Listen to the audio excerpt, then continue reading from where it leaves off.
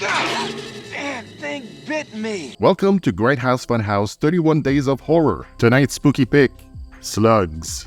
It's about a rural town becoming prey to a strain of black slugs spawned from the disposal of toxic waste, and it's up to local Health Inspector Mike Brady to stop them. Gooey and disgusting is two words that sums up slugs. It is a Spanish horror film from the man who brought us Pieces, Juan Piquer Simón. I like how the producers didn't want his name to sound too foreign, so JP Simon it is. Also, this was based on a book by author Sean Hudson, and this begs to be remade. What a 2024-2025 version of Slugs would look like, I do wonder, with again a mixed cast of American and Spanish actors trying their level best. It goes without saying that the quality of the dubbing in this is exactly what you think it is. Honestly, the story isn't really important here, but it is between Mike Brady, the health inspector, a sanitation engineer who spends a lot of time in the sewers, and the local British scientist, because you need a big brain trying to figure out nah, you're here for the gore. And if there's one thing this movie excels at, it's stomach-churning makeup effects. The body horror in Slugs is on point, and the build-up to some of those scenes are hilarious. One is this poor old man trying to have some peace away from his nagging wife, gets bitten, yes, bitten,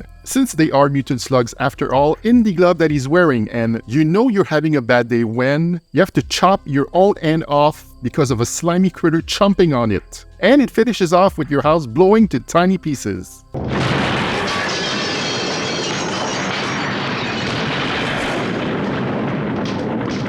There's also the scene with that oh-so-cool 40-year-old guy hanging by his car waiting for his supposedly 16, 17-year-old girlfriend being done with high school for the day, who quite frankly should have hooked up with business in the front, party in the back guy. I bet he's real freaky. They do the dirty later that night, and if you don't protect yourself in this slugs-infested town, it will turn you into slug food.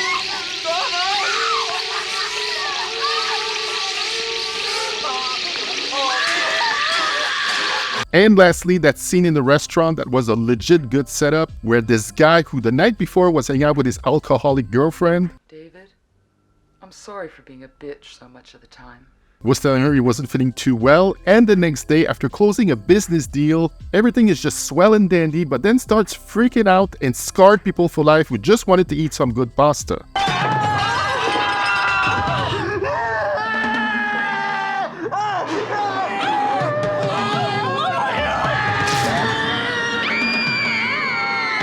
That was a good payoff. You know, if only their reserve of salt and vinegar in this town wasn't so low, which I'm assuming it is, their slugs problem would have been dealt in an instant. But what you gonna do? Oh, I know, electrocute the shit out of them.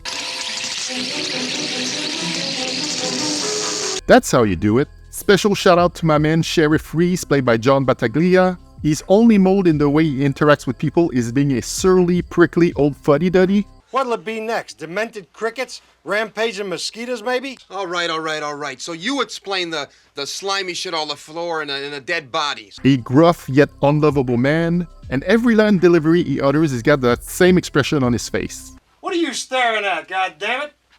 You got nothing better to do to stare at me? So yeah, gross out effects aplenty, the storytelling and acting is subpar at best. Just have a couple of beers. Have some pizza. I don't want any pizza. Try some. I I don't like it. want Fuck off. any. But that is not why you watch a movie like Slugs. Or maybe it is. You do you. Links to streaming or purchasing Slugs are available in the description below. Let me know your thoughts on Slugs, and come back tomorrow for another 31 Days of Horror spooky pick.